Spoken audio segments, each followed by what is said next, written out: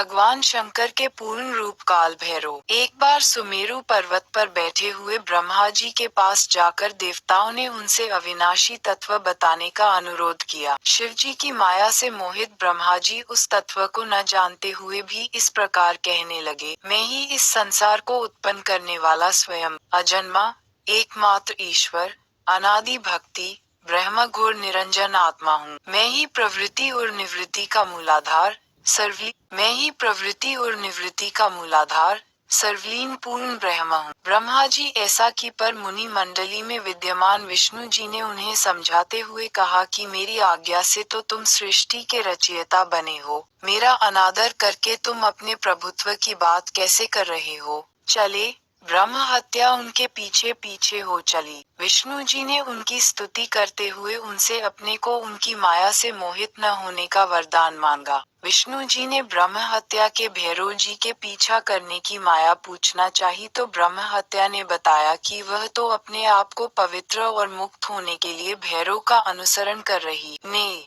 भैरव जी ज्यों ही काशी पहुँचे त्यों ही उनके हाथ से चिमटा और कपाल छूटकर पृथ्वी पर गिर गया और तब से उस स्थान का नाम कपालमोचन तीर्थ पड़ गया। इस तीर्थ में जाकर सविधि पिंडदान और देव पितृ तर्पण करने से मनुष्य ब्रह्म हत्या के पाप से निवृत्त हो जाता है। अंतिम इच्छा। समय के साथ साथ राजा कृष्णदेव राय की माता बहुत वृद्ध हो गई थी। एक बार वह बहुत बीमार पड़ गई।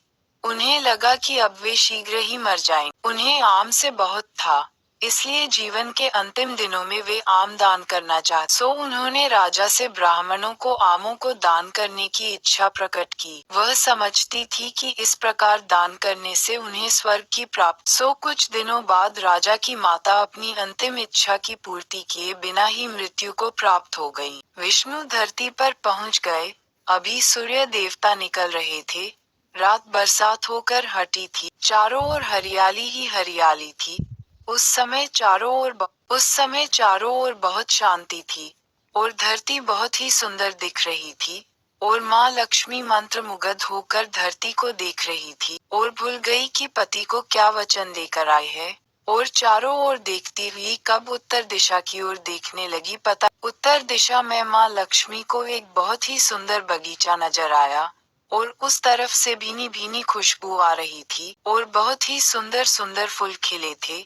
यह एक फूलों का खेत था और माँ लक्ष्मी बिना सोचे समझे उस खेत में गई और एक सुंदर सा फूल तोड़ लाई। लेकिन ये क्या, जब माँ लक्ष्मी भगवान